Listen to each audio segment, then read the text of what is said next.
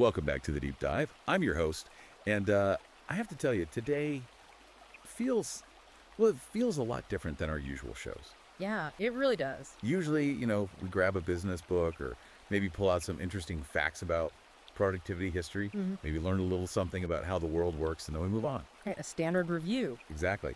But today, Oh, we are looking at something that feels less like a typical book and a lot more like like a tactical briefing. a survival guide almost. Yeah, an evacuation plan for the modern man. That's actually what it claims to be. It really is a heavy hitter today. I mean, I was reading through this over the weekend, and the urgency in the text is just palpable. It's not really asking for your attention, it's demanding it. It reads like a transmission from a bunker, honestly. That is the perfect way to put it. So the source material we are covering today is titled Manosphere Guilds, and the subtitle is Rebuilding Tradition, Recreating Institutions, and the Living Spirit of Western Civilization. Kamal. It is a massive title. It's a 2026 release by an author named Conrad Riker. And look, before we even take one step into this rabbit hole, and believe me when I say it is a deep, dark rabbit hole we're going down today, I have very specific instruction for you listening right now. Absolutely. If you want us to keep bringing you this kind of unfiltered, deep analysis of really controversial and complex topics, you need to hit like and subscribe right now. Yeah, do it right now. It supports the show, obviously, but it also signals to us that you want the hard truths and the deep dives, not just the surface level fluff. And I'll add to that because we are going to spend the next hour or so unpacking this text, but frankly, we can't cover everything. Not even close. This book is so dense. It is packed with legal citations, historical footnotes, economic theory. If you are listening to this and you start nodding your head, if you feel that sort of click of recognition that we're talking about, your actual life, do not hesitate. Go to Amazon Kindle, go to Google Play Books right now, and buy Manosphere Guilds by Conrad Riker. Yep, it's available right now. Our goal today is to show you exactly why you need this book in your library. And for those of you who want to stay plugged into this author's mindset on a daily basis, Yeah. you need to follow him at Conrad N. Riker on Substack. That's all one word, Conrad N. Riker. That is where the daily updates and the unfiltered reality are happening. Definitely worth checking out. Okay, so let's set the stage here. When we first picked up this book, what stood out to you immediately about the actual mission of the text? Because this isn't just about, how to be a better man, is it? No. It's not wash your face and stand up straight. No, it is definitely not self-help in that traditional sense. It's not really about fixing you, it's about surviving them. Surviving them. Right. Riker's mission is much more aggressive than your standard self-improvement book. He is arguing that we need to confront the fact that Western institutions, and he lists basically all of them, right? Yeah, marriage education, corporate America. Even the churches. He argues they have been completely captured. Yes, infiltrated and hollowed out by what he explicitly calls feminists and Marxists. So his mission with this book is to provide a blueprint for literally rebuilding civilization from the ashes of what he terms the gynocentric order. The gynocentric order. It reads like a war manual, honestly. That's how it feels. And I think we need to be very clear about who the target audience is for this. Yeah, we do. Riker isn't writing this for the guy who is perfectly happy with the status quo. He explicitly states this is for the red-pilled, for the men's rights activists, the MRAs, and really for any man who looks at the world today and feels deep down like the system is rigged against him. Right. And we should probably issue a clear disclaimer right here at the top for you, the listener. Good idea. We are acting as your guides today. We are reviewing the text, and we're going to report on Riker's arguments, his specific red pill logic, and his historical analysis completely impartial. Exactly.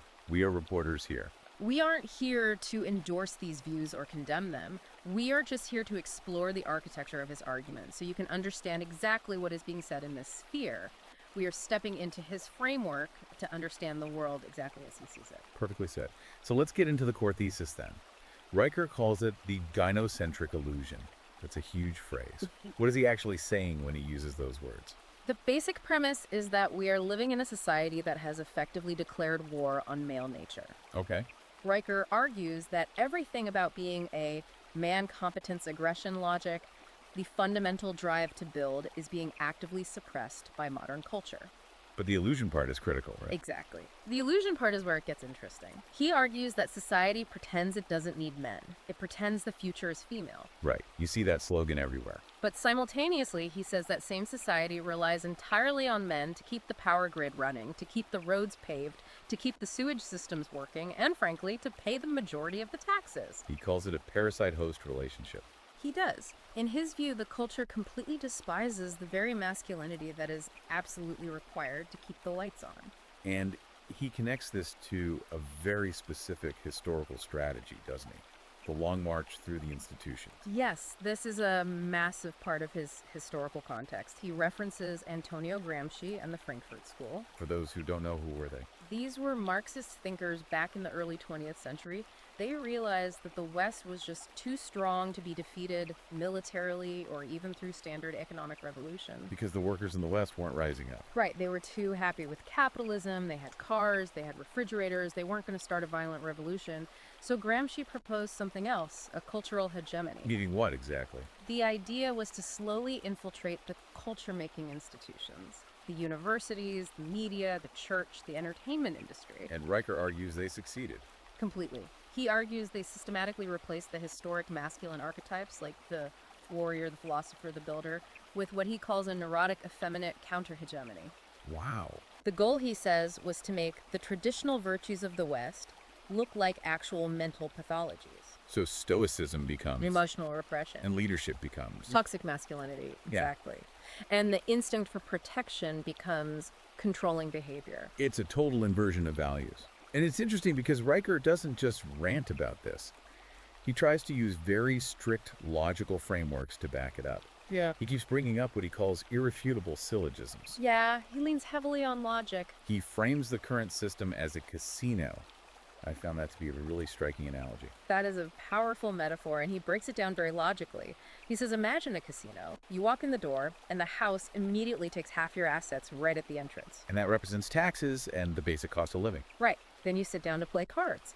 But the rules of the card game change while you are playing, depending entirely on how the dealer feels that day. The shifting cultural rules. Exactly. And if you dare to complain about the rules, changing security throws you out and they keep your chips. Which is cancel culture, or being fired by HR. Spot on. So he uses Aristotelian logic to argue that playing in this casino, meaning participating in the current societal system, getting married, climbing the corporate ladder, is mathematically irrational. It's a losing bet. It is a guaranteed losing bet over a long enough timeline. A rational actor, he argues, would simply leave the casino. So let's get into the diagnosis. This is part one of our deep dive, where we look at exactly how these institutions were captured, according to the book. Yes. And he starts right at the root with the education system. Yeah, chapter 5. He calls it the indoctrination machine. He really pulls no punches here. He argues that the university system has entirely shifted from its original purpose. Which was the pursuit of truth. Right. Well, the medieval concept of the university. Exactly. From the pursuit of objective truth to what he calls political sentimentality, he actually refers to modern higher education as a lobotomy. A lobotomy. I mean, that is incredibly strong language. Then he means it quite literally in a spiritual and intellectual sense. How so? He argues that by systematically removing the Western canon, by taking Aristotle, Aquinas, John Locke, the Stoics completely off the syllabus and replacing them with what he broadly terms grievance studies, we have effectively severed Generation Z from the logos. And by logos, he means logic, reason, the word. Yes, the fundamental ordering principle of reality. Riker argues that these young men are entering the adult world without the basic ability to think critically. They don't have the tools. Right. He says they can feel, they can be offended very easily, but they literally cannot construct a valid syllogism. They cannot trace simple cause and effect. There is this one satirical example he uses in the book that really highlights this perfectly. Oh, the gardening one? Yeah. He contrasts a university course on queer theory in 18th century gardening, which sounds like a total joke, but he actually footnotes very similar real courses that exist. He contrasts taking that course with the inability of a modern college graduate to understand a basic logical mathematical proof. It creates a generation of what he bluntly calls useful idiots. Educated into sheer incompetence. And the real tragedy, according to Riker's analysis, is that these young men feel completely empty. They feel this massive void inside. Because they know something is wrong. But because the vocabulary of virtue, of honor, of strength has been officially classified as hate speech by these institutions, they literally don't have the words to describe what they are missing. That's haunting. They are suffering from a sickness they aren't even allowed to name. Exactly. So they leave this education system, right? This indoctrination machine, and they go into the workforce. And this is where we get to corporate America, or as Riker titles this specific chapter, corporate castration. This section definitely resonated with a lot of the online discourse we see every day. Oh, for sure. Riker argues that the HR Department Human Resources has basically morphed into the primary enforcement arm of this woke ideology. He calls HR officers diversity priestesses. Diversity priestesses who murder meritocracy. That is the exact quote. It's very visceral language. It paints a picture. The core argument here is that in a sane, rational world, a business only cares about one thing: profit and competence. Right. Can you do the job? Does the code you wrote actually work? Is the bridge you designed going to stay up? But Riker says that under the current HR tyranny, the priority has completely shifted to identity politics. Actual competence is now secondary to fulfilling diversity quotas. And he brings up the James Damore case here to prove his point. He does, and it's a pivotal example for him. For those listening who might not remember, James Damore was that Google engineer a few years back who wrote an internal memo. Right, very polite, heavily researched memo. Yes, suggesting that biological differences, things like natural personality traits or inherent interests, might actually explain why there are fewer women in highly technical software engineering roles. He wasn't being hateful at all. He was literally citing peer-reviewed psychological studies. And he was fired immediately. Instantly. Riker cites this specific event as the smoking gun, that logic itself is now treated as a microaggression. Because Damore tried to use reason and biology and data. And the corporate system responded with total excommunication. It proves, in Riker's view, that you simply cannot reason with these institutions anymore. You cannot debate them. Because they don't operate on logic. Exactly. They operate on strict religious dogma, not scientific inquiry. But there's another angle to this corporate section that I found really fascinating. Riker argues that this corporate system isn't just a nightmare for men. He says it's actually a massive trap for women, too. Yes, he talks about the meat grinder. The meat grinder. Tell me about that. This is a purely economic argument against modern feminism that Riker lays out. He argues that feminism didn't actually liberate women at all. It simply enslaved them to the corporate machine instead of the home. How does he justify that economically? He says, look at the macroeconomics of it. By actively pushing all women into the full-time workforce, you effectively doubled the available labor supply in a single generation. And basic supply and demand kicks in. Right. Basic economics dictates that when the supply of a commodity doubles, the price of that commodity drops significantly. So what happened? Real wages stagnated. Because labor was suddenly cheap. Exactly. And now, as a direct result, two people absolutely have to work full-time just to afford the exact same middle-class lifestyle that one single working man used to provide in the 1950s or 60s. And he argues this dynamic fundamentally destroys the traditional family. Right. He says women are just turned into replaceable economic cogs. The corporate system actively penalizes family formation. Because a mother is less profitable. Exactly. The corporation demands you answer emails at 9 p.m. rather than raising your children. It views pregnancy as a massive inconvenience to the quarterly bottom line. Riker argues this whole thing was essentially a brilliant trick played by elite capital to drastically lower wages and artificially inflate the tax base. Wow. And the ultimate result for men in this environment. They are simply opting out. Riker points to massive cultural phenomena like the Great Resignation in the West or the Tongping movement in China. Tangping. That translates to lying flat, right? Right, lying flat, doing the bare minimum. Men are looking at the deal society is offering them. Which is what? Work 60 hours a week, pay incredibly high taxes, get passed over for a promotion by a less qualified diversity hire, and then apologize for your sheer existence as a man. That's a bad deal. It's a terrible deal. Yeah. And they are saying no. They are outright refusing to generate GDP for a system that actively hates them. It's like a strike. A silent, decentralized general strike. Exactly what it is. Okay, let's move to part 2. The trap. This is where the book gets intensely personal for a lot of guys. We are talking about marriage, divorce, and the legal system. Riker flat out calls modern marriage the marriage scam. He does. and he views it strictly through a cold economic and legal lens. He says marriage in the modern West is absolutely no longer a religious sacrament. It is purely a liability transfer agreement. A liability transfer agreement. That has to be the most unromantic definition of marriage I have ever heard in my life. It's brutal, but look at his underlying logic. He poses a question to the reader. He says, if you are asked to sign a business contract, where the other party can break that contract at any time for absolutely any reason. Which is no-fault divorce. Right.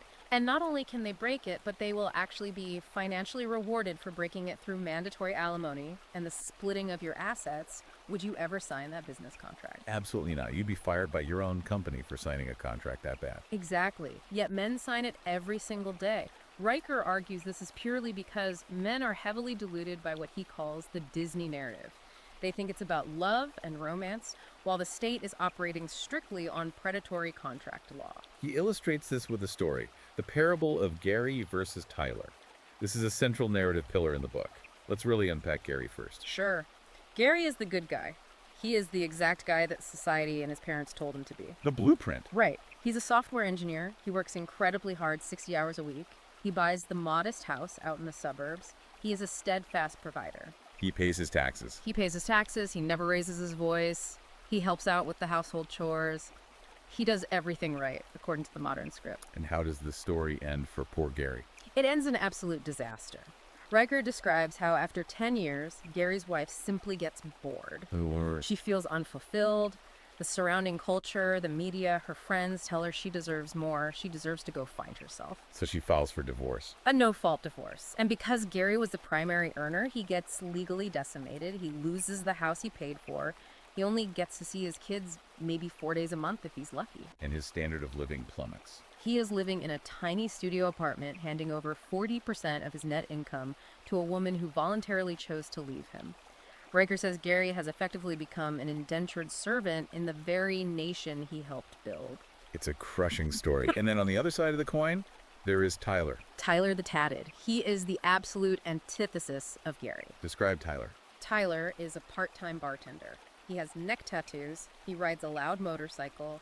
He has 3 different kids by 3 different women baby mamas, in the parlance of the book. And financially? Tyler has 0 assets. He owns nothing. He contributes absolutely nothing to the national tax base. And what happens to Tyler in this system? He thrives. He lives totally tax-free on what Riker calls the good vibes economy. Modern women actively compete to fund his lifestyle because he's exciting and dangerous. And the kids? The state, via Gary's tax dollars, happily picks up the tab for Tyler's children through the welfare system. Unbelievable. Riker's cold analysis here is that the modern state actively subsidizes the cad and ruthlessly punishes the provider. The entire incentive structure of civilization has been completely inverted. Being responsible is punished, while being chaotic is subsidized. That is the exact thesis of that chapter. It's a chilling comparison when you lay it out like that. And he doesn't just use fictional parables either. He backs this up with real-world documented horror stories, like the case of Kevin Kennedy. That was genuinely the hardest part of the book to get through. It was incredibly dark. Kevin Kennedy was a real man living in Georgia. He was diagnosed with stage 4 cancer. He was actively dying. And what did the courts do? Riker details how the family court system mercilessly liquidated Kevin's remaining assets while he was literally lying on his deathbed. For child support or alimony? Alimony arrears. They actually threw him in jail for failure to pay, even though he was physically decimated by chemotherapy and completely unable to work. That's monstrous. Riker points out that the court simply didn't care about his terminal condition. They only cared about extracting the wealth. He calls the family court system a wealth extraction racket. A machine that cannot feel pity. Exactly. It's an algorithm designed to consume male resources. And the numbers, the statistical reality shows that men are finally reacting to this on a mass scale. Marriage rates are completely collapsing. The stats he pulls are undeniable. The marriage rate has dropped from 72% of adults in 1960 down to roughly 50% today. And for Gen Z? Riker projects it will hit 30% or lower for Generation Z. 30%. Yeah. That's a societal collapse. And he refuses to call it a fear of commitment, which is what the media usually says. He calls it a market correction. A market correction. Yes. He rejects the mainstream idea that men are just Peter Pans who don't want to grow up. He says men are deeply rational actors. They are simply playing not to lose. We've seen Gary. Exactly.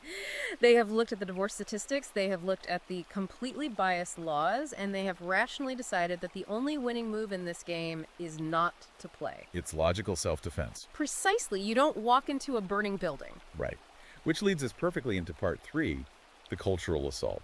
We've talked about the laws and the corporate jobs, but Riker spends a lot of time on the air we breathe every day, the culture, the media biology.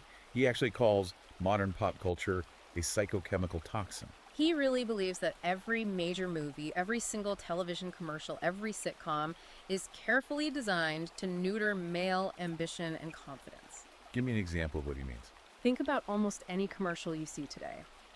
The father is invariably portrayed as this bumbling, well-meaning idiot who can't even figure out how to load the dishwasher properly. Oh, totally. And the wife. The woman is always the hyper-competent hero who rolls her eyes and saves the day. Riker says this is absolutely not an accident. It's deliberate. He argues it is subtle, long-term psychological warfare designed to constantly lower the status of men in their own eyes and in the eyes of their children. Wow. He also brings up the Pence rule in this section. And this is interesting to me because usually the Pence rule, which is former Vice President Mike Pence refusing to dine alone with any woman who isn't his wife, is usually mocked by the mainstream as this bizarre religious fundamentalism. Right, the media laughed at him for it. But Riker reframes it entirely. He reframes it as a strictly logical survival tactic. How so? In the current era of Me Too and the Believe All Women mandate, Riker argues that a man's entire career, his reputation, his life can be ended overnight by a single, uncorroborated accusation. There's no due process. Exactly. There is zero due process in the court of public opinion. Therefore, refusing to be alone in a room with a female colleague isn't about sex or temptation at all. It's about liability. It is pure corporate liability management. It's about ensuring there are always reliable witnesses present, so you cannot be falsely accused. Riker calls it a totally necessary defensive shield for any prominent or successful man. It's just risk mitigation, plain and simple. That's all it is. He also talks about the digital panopticon. What does he mean by that? This is his theory about big tech. The idea that social media algorithms are specifically designed to isolate dissident thinkers. So if you have these red pill thoughts, The algorithm actively tries to hide them. It shadow bans the creators or deletes the accounts entirely. to make you feel crazy. Yes, it wants you to feel like you are the absolute only person in the world who sees that the emperor has no clothes. It's psychological isolation. But Riker points out the actual numbers don't match that isolation. Not at all. He notes that the broader manosphere across all the podcasts, YouTube channels, and forums has well over 100 million monthly active listeners. 100 million. The isolation is a digital trick. You aren't alone. You are actually part of a massive silent majority that is just actively being censored. Now we really have to touch on the section about abortion. Riker titles this The Abortion Catastrophe. And he focuses on an angle that the mainstream media literally never ever talks about. The profound effect on men. Yes. He calls this a silent, hidden epidemic. He cites clinical data claiming that up to 40% of the male partners of women who have abortions suffer from severe PTSD, clinical depression, or profound lingering guilt. 40%. I mean, Yeah. that is a massive, staggering number that you just never hear discussed anywhere. Never, because it completely contradicts the narrative. Riker's argument here is deeply rooted in evolutionary biology. Break that down. He says men are fundamentally biologically wired to protect their progeny. That is the core primal male drive to secure and protect the bloodline. Right. So when the state and the culture aggressively tell a man, you have absolutely no legal or moral say in this. This is her body, her choice. And the man is forced to stand by and watch his potential child be erased. It breaks something in him. It causes immense spiritual trauma. Riker explicitly calls it psychological castration. It completely breaks the man's spirit because it violently denies his most primary biological protective function. He gets very intense about the specific language used around this topic, too.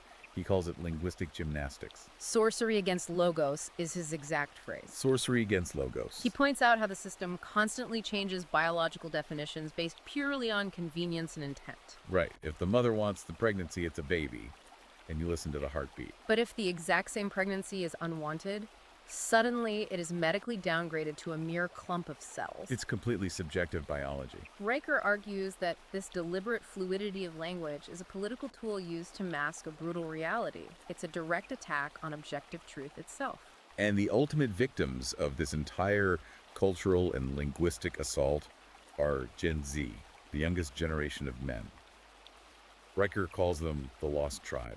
He paints a very bleak picture of them. He describes these young men as basically atoms floating in a void. Completely disconnected. Yes, they are severed from God, they are severed from their national history, and perhaps most importantly, they are largely severed from their own fathers due to divorce rates. And what fills that void? They are being aggressively dopamine farmed by TikTok algorithms, extreme video games, and pornography. He talks about the God-shaped hole. He does. Riker argues that human beings have a deep innate need for transcendence. We inherently need to believe in a project or a power bigger than ourselves. So if you remove religion... If you surgically remove God from the culture, you don't magically get a perfectly rational, secular utopia. What do you get? You get a generation that desperately fills that massive void with radical identity politics, extreme victimhood, and political tribalism. And the mental health results are catastrophic. Riker links this spiritual vacuum directly to the absolutely skyrocketing suicide and depression rates among young men. He says they are literally starving for meaning, for telos, a grand purpose, and modern culture only offers them mindless consumerism. So we've basically diagnosed the illness here, and it is terminal, according to Riker's analysis. The system is rigged, the culture is hostile, the institutions are completely rotten. It's bad. So what on earth do we do? Which brings us finally to part 4, the solution, the rational exit, and the creation of the guilds. Right. The first step he outlines is purely philosophical. He calls it strategic disengagement. The burning building metaphor again. Don't try to fix the roof of a burning building. Exactly. He tells his readers to stop voting harder, stop organizing petitions, stop complaining to the HR manager. Because it's pointless. The system is doing exactly what it was designed by its current owners to do. Yeah. You cannot reform a machine that is functioning as intended. Yeah. You must simply walk away and let it inevitably collapse under its own massive weight. He uses this specific example of a guy named Marcus to illustrate this. Marcus is basically the hero of this book in a weird way. Yeah, Marcus is what Riker calls the sovereign man. Tell me about Marcus. Marcus is a high-level software engineer who got absolutely destroyed in the family court system. He lost everything. But instead of falling into despair or addiction, he made a radical choice. He bought a van. He bought a Mercedes Sprinter van. He installed an array of solar panels on the roof, and he just hit the road. Van life. But not like the Instagram influencer version. No, not as a hipster aesthetic trend. He did it as a highly calculated strategic withdrawal from society. Marcus lives a minimalist crypto lifestyle. How does that work functionally? He uses Starlink for untraceable satellite internet. He only takes freelance coding jobs where he can get paid directly in Bitcoin. So he's off the fiat grid. Completely. Wow. And because he doesn't own real estate, he refuses to pay local property taxes. Riker frames this lifestyle not as homelessness, but as going galt. Ah, an Ayn Rand reference. Withdrawing your extreme productivity from the parasitic machine. Precisely. Marcus is no longer a tax donkey carrying the dead weight of the bloated state on his back. He is finally free. But look, Riker isn't just suggesting that millions of men should all go live alone in vans in the desert. Right. He actually wants to build new, robust institutions. Yes. This is where we get to the title of the book, the Manosphere Guilds. He wants to recreate the medieval guild system. He does. He calls them corporations of the soul. Okay, how are they actually structured, though? What's the mechanics? They are built entirely on decentralized new technology to completely bypass the old corrupt gatekeepers.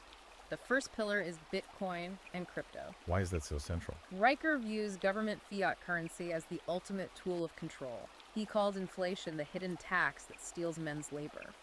Crypto represents unbreakable financial sovereignty. And the second pillar? The gig economy. He desperately wants men to become independent contractors. Why is the legal contractor status so vitally important to his plan? Because it completely bypasses HR. Ah, the diversity priestesses. Exactly. If you are a W-2 employee, you are a captive audience subject to the employee handbook, the mandatory DEI seminars, the constant threat of HR complaints. Riker says a W-2 employee is a domesticated animal. But a contractor? If you are a 1099 contractor, you are essentially a business-to-business vendor. You do the agreed upon work and you get paid the invoice. They can't force you to take a sensitivity training class. Right. They can't mandate your speech or your politics. Riker calls the independent contractor a wolf and the corporate employee a sheep. And to organize these wolves, he suggests using DAOs. Decentralized autonomous organizations. These are digital groups run entirely on blockchain technology rather than a corporate board. And he talks about smart contracts here too. Yes. Imagine a legally binding contract that absolutely doesn't need a human judge to enforce it. The computer code automatically executes the payment the second the job is verified as done. So this completely bypasses the traditional legal system. Which Riker firmly believes is hopelessly biased against men anyway. It's replacing corrupt human judges with immutable code. Code is law. He literally calls this parallel system the New Jerusalem. It's a grand vision of a completely parallel society. He even proposes a futuristic voting system for these guilds where your voting power is directly tied to your net tax contributions. Oh boy. And he asserts, which is highly controversial, that men are essentially the only net positive tax contributors to the modern state over a lifetime. That is his mathematical claim, yes. So in his new guilds, only those who actually build and fund the society have a say in how it's run. And he has this enforcer concept, the Missi Dominici. Yes, the envoys of the Lord. He takes this straight from Charlemagne's empire. What's the modern equivalent? He compares the elite guild members to these secret historical envoys. They completely bypass the corrupt local governors, which in our time would be the HR ladies, the university deans, the media critics, and they enforce absolute standards of merit and excellence directly. It's a way of forcefully reclaiming the culture without ever asking for permission from the current authorities. But Riker makes a point that you can't possibly build a new parallel civilization if you are weak mentally or physically. Which leads us to part 5, the philosophical armor. Right. He goes extremely heavy on classical Stoicism in this final section. He argues we need to aggressively reclaim logos. He actually gives very specific, highly tactical debate advice for men dealing with the modern world. Let's hear it. He says, quote, "Do not ever try to out-emotion a crying woman." Okay, what does he mean? He means if you are in an argument, whether at work or in a relationship, and the other person starts crying or screaming or feigning deep offense, Riker says you must recognize that as a deliberate tactic. It's manipulation. It is an emotional manipulation designed specifically to get you to drop your logical framework and apologize.